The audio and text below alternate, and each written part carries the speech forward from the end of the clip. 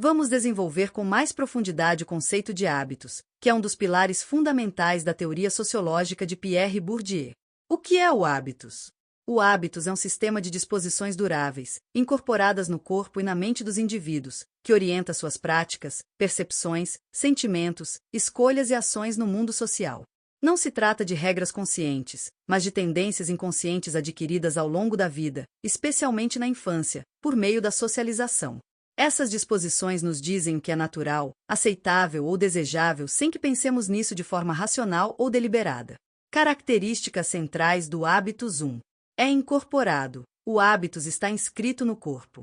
Ele se manifesta no modo de andar, falar, sentar, comer, gesticular, ou seja, naquilo que chamamos de estilo. Um exemplo clássico: a postura corporal e o vocabulário usado por alguém criado em uma elite cultural tende a ser diferente do de alguém criado em um ambiente operário. 2. É durável e transgeracional. O hábitos tende a persistir ao longo do tempo, pois está enraizado na história de vida do indivíduo.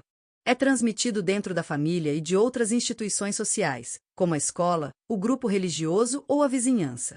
3. É estruturado e estruturante. Estruturado porque é formado pelas condições sociais objetivas.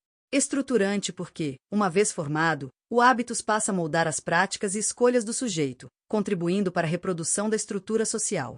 4. É histórico. O hábitos não é universal nem eterno. Ele está ligado a contextos históricos e pode se transformar gradualmente quando as condições sociais mudam, embora com resistência.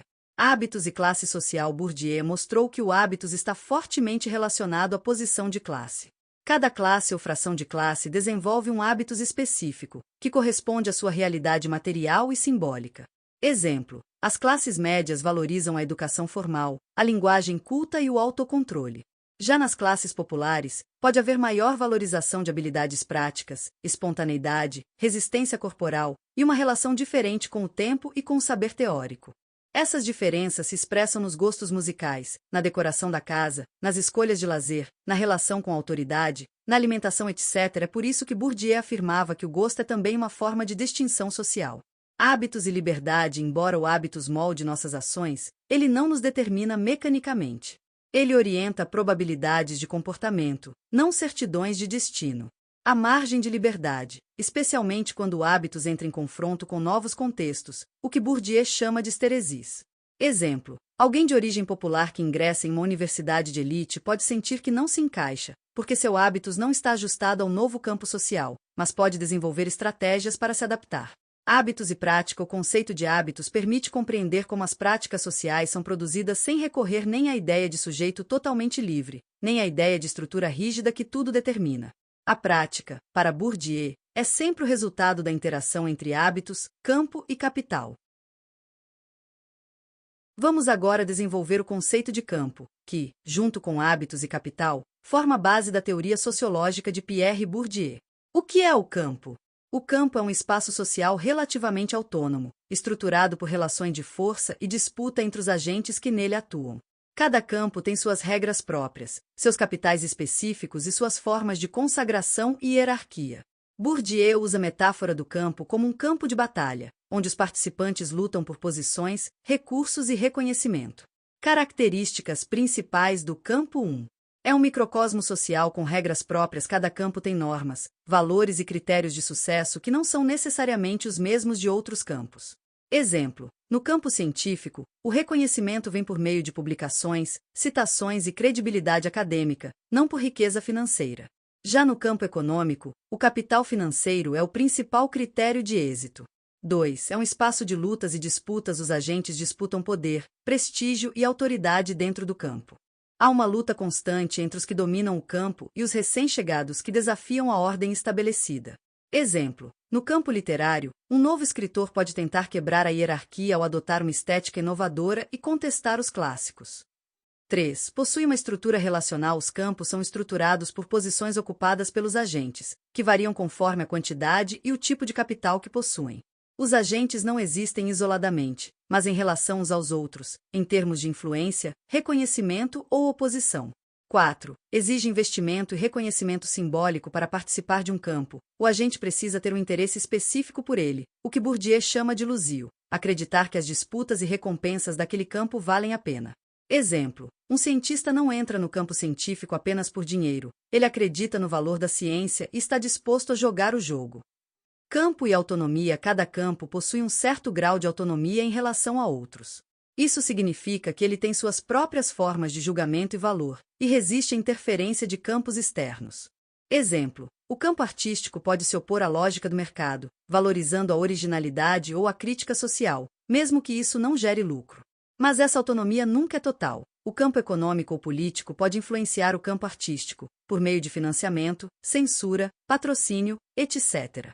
Campo e hábitos: a relação dinâmica. O campo não funciona isoladamente. Ele interage com os hábitos dos indivíduos. O hábitos fornece aos agentes um sentido de jogo, uma capacidade prática de se orientar dentro do campo. Mas quando um indivíduo entra em um campo que não corresponde aos seus hábitos, ele pode enfrentar dificuldades. Exemplo: alguém vindo da periferia que tenta entrar no campo universitário pode não dominar os códigos culturais valorizados ali, o que o coloca em desvantagem. Exemplos de campos sociais segundo Bourdieu: campo artístico, onde se disputa o valor estético, a originalidade, a consagração simbólica. Campo científico, onde se disputa a legitimidade, autoria, reconhecimento entre pares. Campo religioso, onde se disputa a autoridade espiritual, a interpretação legítima do sagrado. Campo político, onde se luta pelo monopólio da representação legítima dos interesses coletivos. Campo educacional, onde se disputa o acesso, o mérito e a certificação. Importância sociológica do conceito de campo. Com o conceito de campo, Bourdieu oferece uma alternativa à ideia de sociedade como um bloco homogêneo. Ele mostra que a sociedade é composta por múltiplos campos interligados, com lógicas específicas, que produzem suas próprias formas de poder, dominação e exclusão. O conceito permite analisar as dinâmicas internas desses campos sem reduzir tudo à luta de classes, mas também sem ignorá-la.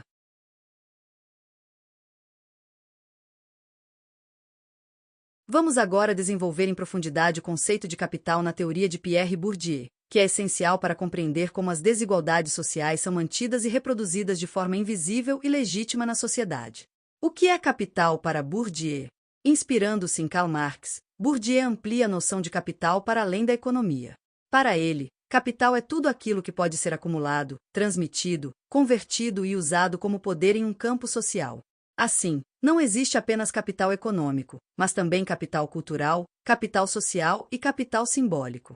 Cada tipo de capital tem valor diferente a depender do campo onde é mobilizado. E todos eles estão relacionados com o poder de distinguir, influenciar ou dominar.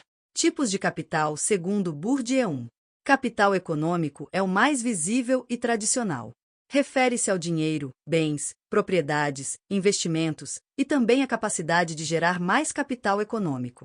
É diretamente conversível em capital cultural e social. Exemplo: uma família rica pode pagar por boas escolas, viagens ao exterior e acesso a redes influentes. 2. Capital cultural é composto por saberes, competências, títulos escolares, gostos e formas de expressão que têm valor social. Ele existe em 3 formas: incorporado, saberes adquiridos no corpo e na mente, como linguagem, gostos, modos de agir. Exige tempo para ser interiorizado. Saber analisar uma obra de arte ou usar uma linguagem formal. Objetivado, está materializado em objetos culturais, livros, instrumentos musicais, obras de arte. Possuir uma biblioteca ou obras de arte em casa. Institucionalizado, é o capital cultural reconhecido oficialmente, diplomas, certificados, títulos acadêmicos. Uma pessoa com doutorado goza de prestígio institucional. O capital cultural é muitas vezes o que mais contribui para a reprodução das desigualdades, pois os filhos das classes altas já crescem com acesso privilegiado a esse capital, enquanto os demais precisam correr atrás. 3. Capital social são as redes de relações sociais, contatos, amizades, alianças, família, conexões profissionais, que podem ser mobilizadas em benefício próprio. O capital social facilita o acesso a oportunidades e recursos. Exemplo: um jovem com bons contatos pode conseguir um emprego ou estágio mais facilmente, mesmo que não tenha as melhores notas. 4. Capital simbólico é o capital que foi reconhecido como legítimo pelos outros: prestígio, honra, renome, reputação, autoridade. Ele é uma forma invisível de poder, que mascara a base material sobre a qual está assentado. Exemplo: um artista ou intelectual pode ter prestígio mesmo sem riqueza. O mesmo vale para o bom gosto, que parece natural, mas é fruto do capital cultural. Bourdieu enfatiza que o capital simbólico é a forma mais eficaz de dominação, porque é aceito como legítimo, sem questionamento.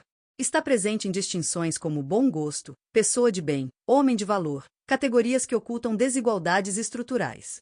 Conversibilidade dos capitais. Os capitais podem se transformar uns nos outros. Capital econômico, capital cultural, pagar cursos caros, viagens educativas, acesso a escolas de elite. Capital cultural, capital simbólico. Um diploma ou prestígio intelectual pode gerar reconhecimento social. Capital social, capital econômico. Uma rede de contatos pode render contratos e oportunidades lucrativas. Um exemplo prático: uma família rica investe em educação de qualidade para o filho, que depois entra numa universidade prestigiada e ganha status, além de fazer contatos, que mais tarde podem ser convertidos em vantagens econômicas novamente. O papel dos capitais na reprodução das desigualdades. Bourdieu mostra que as elites usam os diferentes tipos de capital para reproduzir seu poder social, muitas vezes de forma disfarçada sob discursos de mérito e esforço individual. A escola, por exemplo, parece ser um lugar de ascensão social, mas na prática, valoriza mais os códigos culturais das classes altas, tornando o sucesso mais provável para quem já possui capital cultural e simbólico. Conclusão: a noção de capital em Bourdieu nos permite ver o poder onde ele é invisível, inclusive nas formas de cultura, gosto, prestígio e relações pessoais. Esses capitais estruturam a sociedade de forma desigual, mas disfarçada sob a aparência de neutralidade. O uso dessa teoria ilumina as estratégias de distinção e os mecanismos que perpetuam as hierarquias sociais.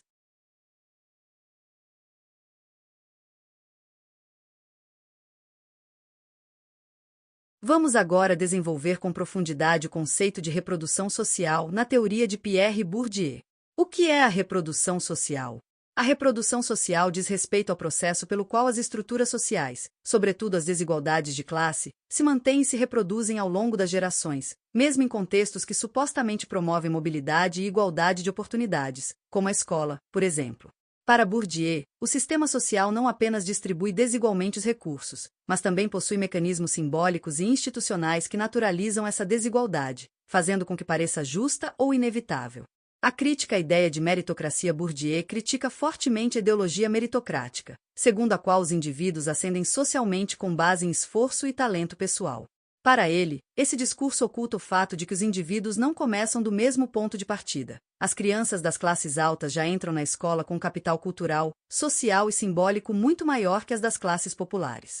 Assim, a escola reconhece como mérito individual aquilo que, na verdade, é herança social incorporada. O papel da escola na reprodução social. A escola ocupa um lugar central na análise de Bourdieu sobre a reprodução social. Embora ela se apresente como uma instituição neutra e igualitária, na prática ela valoriza os códigos culturais das classes dominantes. Penaliza, ainda que de forma implícita, os estudantes oriundos das classes populares, que não dominam esses códigos. Traduz desigualdades herdadas em diferenças de desempenho ou falta de mérito. Esse processo gera o que Bourdieu chama de misrecognition, isto é, o reconhecimento equivocado de privilégios herdados como virtudes pessoais. Exemplo: uma criança da elite, ao falar fluentemente e demonstrar erudição, é tida como inteligente pela escola, mesmo que isso seja resultado do ambiente familiar e não de um dom natural. A lógica da herança disfarçada. A reprodução social não se dá apenas por meios econômicos diretos, mas também por meios culturais e simbólicos. Isso significa que o capital cultural se transmite na vida cotidiana, sem precisar ser ensinado formalmente. As famílias das elites investem no refinamento dos filhos, leitura, viagens, boas escolas, acesso a bens culturais, e esses recursos são reconhecidos socialmente como sinais de valor pessoal. O capital simbólico é herdado com naturalidade e garante posições vantajosas em diferentes campos sociais. A naturalização da desigualdade. O sistema se reproduz porque os agentes sociais interiorizam essas desigualdades como naturais. Isso é parte do que Bourdieu chama de violência simbólica. As pessoas aceitam sua posição como justa ou merecida, mesmo quando ela é fruto de exclusão. Exemplo: um jovem da periferia pode acreditar que não conseguiu passar numa universidade pública porque não se esforçou bastante, quando na verdade enfrentou barreiras estruturais invisíveis, como falta de acesso a uma boa base escolar, ausência de capital cultural, dificuldades econômicas, etc. A reprodução nos diferentes campos. A reprodução social não se limita à escola. Ela se estende a todos os campos. Em todos eles, as posições de prestígio tendem a ser ocupadas por quem já tem os capitais valorizados nesse campo. As regras parecem neutras, mas favorecem quem já conhece o jogo. As trajetórias de sucesso são legitimadas por uma narrativa de mérito, que esconde a herança social. Conclusão: a teoria da reprodução social de Bourdieu mostra que a sociedade não é apenas desigual, mas também reproduz suas desigualdades sob o véu da legitimidade. A escola, longe de ser um instrumento neutro de ascensão, atua como um dos principais espaços de perpetuação da hierarquia social, ao valorizar certos capitais e disposições que apenas uma parte da população detém. Essa crítica continua muito atual, especialmente em países como o Brasil, onde o sistema educacional e as oportunidades sociais ainda refletem com força a origem de classe dos indivíduos.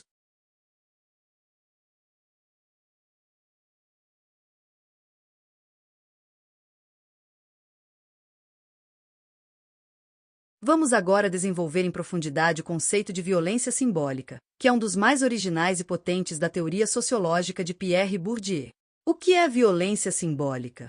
Para Bourdieu, a violência simbólica é um mecanismo invisível de dominação, que se exerce sem o uso da força física ou da coerção direta. Ela opera por meio dos símbolos, da linguagem, da cultura, da educação, das normas sociais e dos valores internalizados, e é eficaz justamente porque não é percebida como violência. Em vez de impor pela força, a violência simbólica faz com que os dominados aceitem sua posição na estrutura social como justa ou natural. É um tipo de dominação que se dá com o consentimento inconsciente dos dominados. Como ela funciona? A violência simbólica acontece quando uma determinada visão de mundo, que favorece os interesses de uma classe ou grupo dominante, é imposta como universal, neutra ou legítima, sendo aceita por todos. As pessoas internalizam essas normas e valores desde cedo, sobretudo por meio da família, da escola, da mídia, da religião e da linguagem. Exemplo: quando alguém diz que pobre é pobre porque não se esforça, está naturalizando uma desigualdade estrutural como se fosse uma falha individual. Essa ideia mascara as barreiras sociais e reforça o sistema. Características da violência simbólica 1. É invisível e silenciosa, diferente da violência física ou política. A violência simbólica é sutil, quase imperceptível. Ela atua no nível do pensamento, do corpo, das emoções e das expectativas de vida.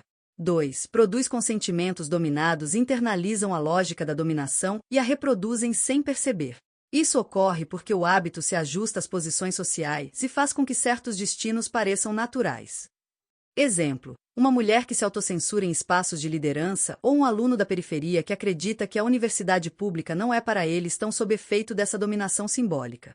3. É exercida por meio da cultura. A cultura é um dos principais instrumentos dessa forma de violência. O que é considerado bom gosto, educado, culto ou correto é, na verdade, a cultura da elite imposta como padrão universal. A escola como espaço de violência simbólica. Bourdieu dedicou especial atenção à escola como lugar central da violência simbólica. A escola valoriza o capital cultural das classes médias e altas. Penaliza os alunos que não dominam esse repertório, tratando-os como menos capazes. Apresenta-se como meritocrática, ocultando o fato de que o sucesso escolar depende, em grande parte, da herança social. O fracasso escolar, nesse contexto, é percebido como falta de talento, e não como desigualdade de oportunidades, o que legitima a posição dos bem-sucedidos e deslegitima os demais. Exemplos de violência simbólica em diferentes esferas. Linguagem. Expressões como falar certo ou ter boa aparência muitas vezes refletem critérios de classe. Moda e etiqueta. Saber como se vestir em certas ocasiões é visto como sinal de bom senso, mas é, na verdade, um saber de classe. Relações de gênero. O machismo pode ser internalizado tanto por homens quanto por mulheres como uma ordem natural. Relações étnico-raciais. A imposição de padrões estéticos brancos como universais é uma forma de violência simbólica sobre corpos negros e indígenas. Religião ou moralidade. Certos valores dominantes são naturalizados como superiores ou mais legítimos que outros. Relação com os outros conceitos. A violência simbólica está diretamente ligada ao hábitos, ao campo e ao capital simbólico. O hábitos faz com que os indivíduos aceitem espontaneamente certas regras e posições sociais. No campo educacional, por exemplo, os professores aplicam avaliações com critérios que parecem neutros, mas favorecem alunos com mais capital cultural. O capital simbólico sustenta essa dominação ao parecer legítimo. Por que é relevante? O conceito de violência simbólica revela que a dominação mais eficaz não é a que se impõe pela força, mas a que se faz parecer natural. Bourdieu desmonta a ideia de que vivemos numa sociedade realmente meritocrática, igualitária ou neutra, mostrando como as elites mantêm seu poder ao fazer com que todos acreditem na legitimidade do sistema.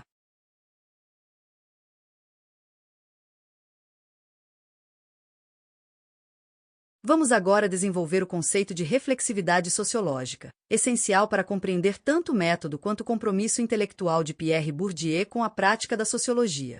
O que é a reflexividade sociológica em Bourdieu? A reflexividade sociológica é a exigência de que o próprio sociólogo, enquanto pesquisador, intelectual e agente inserido em um campo, volte sua análise crítica para si mesmo, para suas condições de produção de conhecimento e para os pressupostos ocultos que operam em seu olhar sobre o mundo. Dito de forma direta, o sociólogo deve aplicar à sua própria prática os mesmos instrumentos analíticos que utiliza para estudar a sociedade. Por que essa ideia é revolucionária? Bourdieu percebeu que muitos pesquisadores tratavam os fenômenos sociais como se fossem objetos externos, neutros e distantes. No entanto, esses cientistas sociais também fazem parte da sociedade que estão estudando. Eles possuem hábitos, interesses, capitais e estão posicionados em campos específicos, como o campo acadêmico ou o campo político. Logo, se não forem reflexivos, correm o risco de reproduzir as mesmas estruturas de poder que desejam criticar, por exemplo, naturalizar certos valores da universidade ou do seu grupo social como se fossem universais. 3 níveis da reflexividade sociológica. 1. Reflexividade epistemológica. O sociólogo deve refletir sobre suas categorias analíticas, seus conceitos e modelos. Muitas vezes, usamos noções herdadas da linguagem comum ou das ideologias dominantes, sem perceber sua carga histórica e simbólica. A tarefa é limpar o olhar para evitar projeções inconscientes. Exemplo: termos como mérito, tradição ou classe média são usados com frequência, mas carregam sentidos ideológicos que precisam ser desconstruídos. 2. Reflexividade social é a consciência de que o pesquisador tem uma origem social, hábitos e uma posição dentro de um campo. Essas condições influenciam seu modo de pensar, de pesquisar e de interpretar os dados. Ignorar isso é comprometer a neutralidade crítica do trabalho. Um pesquisador de classe alta, ao estudar populações pobres, pode carregar julgamentos implícitos se não refletir sobre sua própria posição e seus preconceitos estruturais. 3. Reflexividade institucional e política. Todo saber é produzido em um campo, que tem suas lutas internas por prestígio, poder e capital simbólico. A produção do conhecimento não é neutra. Ela está relacionada às regras do campo científico, à disputa por financiamento, status, publicação, influência política, etc. O próprio ato de pesquisar ou publicar é atravessado por jogos de poder. Exemplo de aplicação prática da reflexividade. Bourdieu utilizou esse princípio em sua própria pesquisa sobre a Universidade Francesa e o campo intelectual.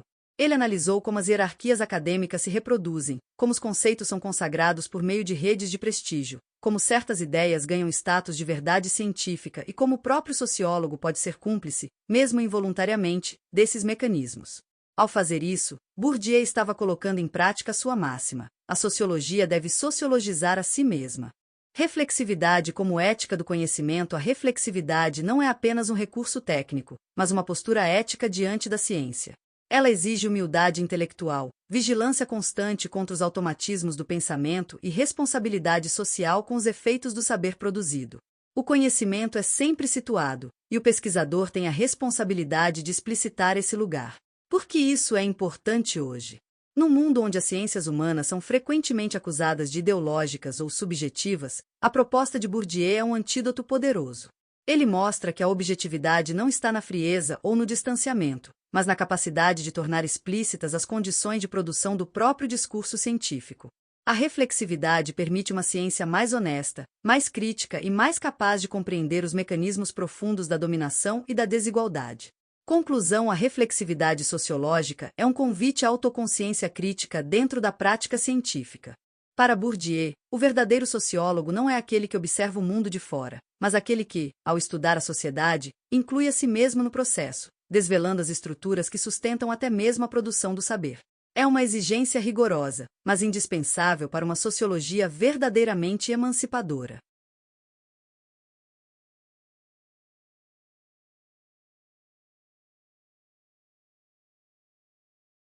Vamos agora desenvolver a superação da dicotomia entre estrutura e agência na teoria sociológica de Pierre Bourdieu. O problema clássico, estrutura vs agência na tradição das ciências sociais, sempre houve uma tensão entre duas abordagens opostas. A estrutura refere-se às forças sociais objetivas, como classe social, instituições, normas, leis, ideologias, mercado, que moldam o comportamento dos indivíduos. Exemplo, Marx e Durkheim tendem a enfatizar o peso das estruturas sociais. A agência é a capacidade do sujeito de agir livremente, com consciência, vontade e criatividade. Exemplo, Weber e os fenomenólogos ressaltam o papel das intenções individuais e da ação subjetiva. Esse dualismo gerou um impasse. Ou o indivíduo é totalmente determinado pelas estruturas, ou é livre para escolher e inventar sua vida. Bourdieu viu esse dilema como falso e empobrecedor. A solução de Bourdieu, uma teoria da prática para superar essa oposição, Bourdieu propôs o que chamou de teoria da prática, em que estrutura e agência não são forças separadas, mas dimensões interdependentes da vida social. Ele criou uma tríade conceitual que permite articular essas dimensões. Hábitos campo capital. Essa tríade mostra que o indivíduo não é nem um autômato da estrutura nem um agente soberano totalmente livre, mas sim um sujeito prático que age com base em disposições internalizadas, dentro de contextos objetivos, disputando recursos e posições. Hábitos. O elo entre estrutura e ação. O hábitos é o conceito-chave nessa articulação. Ele expressa como as estruturas sociais se inscrevem no corpo e na mente dos indivíduos, moldando suas percepções e práticas de forma durável, mas não mecânica. Os indivíduos agem de forma estruturada, porque carregam disposições formadas socialmente. Mas não agem de forma determinada, pois essas disposições podem ser mobilizadas de maneiras criativas, adaptadas ou até resistentes. Exemplo, um jovem de origem popular pode ter hábitos que o coloquem em desvantagem num espaço universitário elitizado, mas ele também pode, com esforço e apoio, modificar sua trajetória, tensionando as estruturas.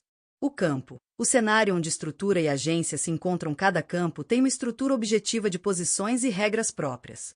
Mas esses campos estão sempre em movimento, e os agentes lutam por posições, usando suas disposições e seus recursos. Assim, o campo oferece condições objetivas de ação, mas os agentes respondem de forma prática, estratégica ou espontânea.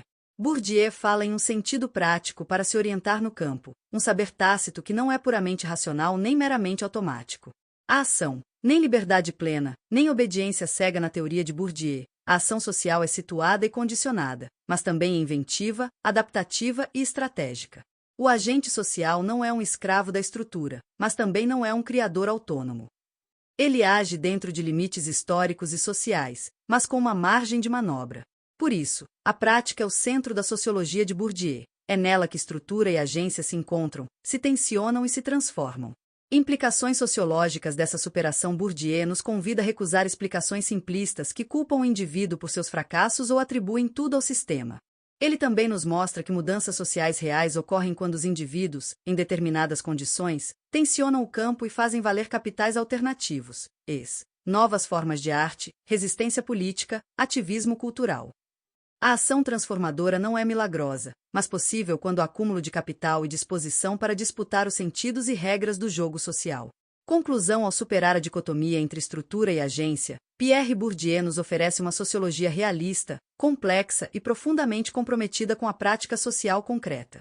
Ele nos mostra que as pessoas não são marionetes, mas também não são livres no vazio. Elas são agentes situados, moldados por estruturas, mas capazes de ação e transformação dentro de contextos historicamente configurados. Se desejar, posso aplicar essa articulação teórica a exemplos como mobilidade social, ativismo político, práticas culturais ou desigualdade racial no Brasil.